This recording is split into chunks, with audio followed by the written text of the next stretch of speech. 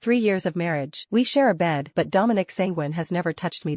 I slipped into the sheer lace slip, shivering against the cold air of the hotel room. With a steady hand, I painted my collarbone and neck with makeup, creating bruised, reddish-purple marks. Fake hickeys. I smudged my red lipstick until it looked like I'd been thoroughly ravished. Then, I snapped a photo. The angle was intimate, a boyfriend perspective of me sleeping, looking wrecked and vulnerable. I hit send. Bro, she tastes insane. Just sign the papers. Let me have her. I figured Dominic would be disgusted. His ego wouldn't handle the betrayal. He would look at me, the substitute collateral he took for my sister's debt, and finally throw me away like trash. I thought, finally, this would be the end. I could finally divorce him. Chapter 1. Victoria was in Europe, celebrating her 3rd wedding anniversary. When she asked what I wanted for a gift, I didn't ask for Birkins or diamonds. I asked for a burner sim. Standing in the empty hotel room, I clutched the tiny plastic chip. I let out a long, shaky breath. I put on the lace nightgown I'd bought specifically for this moment. I stood before the mirror. The marks on my neck looked real. They looked like passion. They looked like a man had been possessive, hungry, and rough. Rip. I tore the lace strap, just enough to look rough. Finally, I messed up the lipstick. I sat on the edge and trashed the sheets on the other side, making it look like someone had just rolled out of them. I closed my eyes. Camera on timer. 3, 2, 1.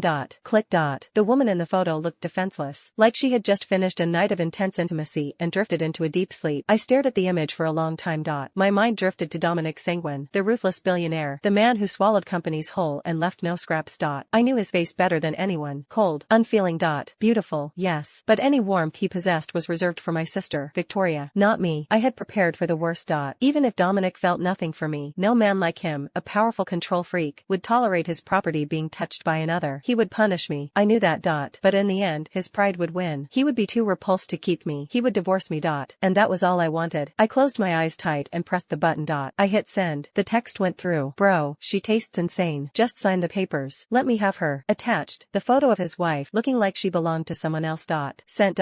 Chapter 2. Less than 2 seconds later, my burner phone buzzed. Dominic, who is this? I changed back into my regular clothes slowly. I deliberately waited to reply. I wanted him to stew in it. Was he furious? Was the great Dominic Sanguine, the man who controlled market shifts with a whisper, finally losing his cool because of an anonymous texter? For 3 years, I had been suffocated by his control. Today, I felt a twisted spark of joy. I pulled on my jeans. Dominic sent 2 more messages in rapid succession. Don't insult me with deepfakes. Speak. I suggest you speak up before I buy your company, freeze your assets, and ruin you. Stay away from her. I laughed, a dry, hollow sound. I typed back. Mr. Sanguine, why not ask your wife if it's AI? The marks on my baby's neck are fresh. They won't fade by morning. Winky face. I was bold because I knew he was trapped. Dominic was overseas negotiating a massive merger. He wouldn't be back for at least 2 weeks. Suddenly, my personal phone started screaming. I jumped. The screen lit up with his name, Dominic Sanguine. I bit my lip, staring at the device until it rang out to silence. Immediately, it lit up again. He was calling back. Relentless. He was actually angry. My heart hammered against my ribs. I was walking a tightrope over hell. This was a dangerous game. I picked up the burner and typed, Mr. Sanguine, stop calling. We went 5 rounds. Aurora is exhausted and fast asleep. The calling stopped.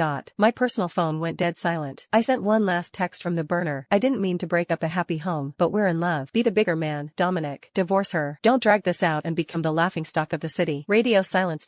Shaking, I threw the torn lace nightgown into the hotel trash can. I checked out and drove back to the estate. The maids were dusting the hallway. Everything was normal, quiet, as if I hadn't just detonated a grenade in my marriage. I showered and went to bed. First light. The sky was a bruised gray when I heard it. The roar of an engine outside. The scream of tires tearing up the asphalt. Before I could fully wake up, the pounding started on my bedroom door.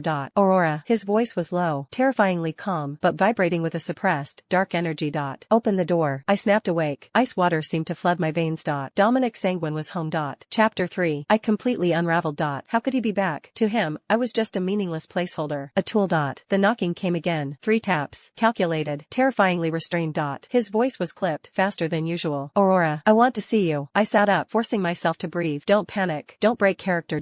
I inhaled deeply, feigning a mix of sleepiness and annoyance. Dominic. I need to use the bathroom and shower. Give me a minute. I bolted into the bathroom and cranked the shower. I stared at my reflection, specifically at the marks on my neck. I had created them yesterday using the mouth of a bottle. To make them look real, I had been ruthless with my own skin. They weren't just red, they were a deep, bruised purple.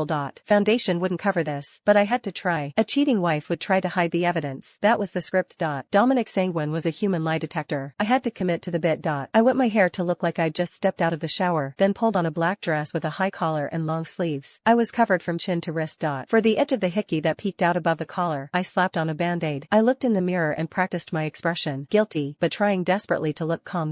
This should be disgusting enough. Dominic would undoubtedly be repulsed. He would throw the divorce papers in my face and tell me to get out. I opened the door. Dominic was sitting on the sofa, eyes closed, brows furrowed tight. He looked unhinged. His face was pale, shadowed by a faint layer of stubble. He wasn't wearing his watch. His cufflinks were gone. His hands caught my attention immediately. One gripped his phone so hard his knuckles were white. The other hung over the armrest. The knuckles on that hand were raw, 4 deep, bloody abrasions. It looked like he had punched something hard, repeatedly. He had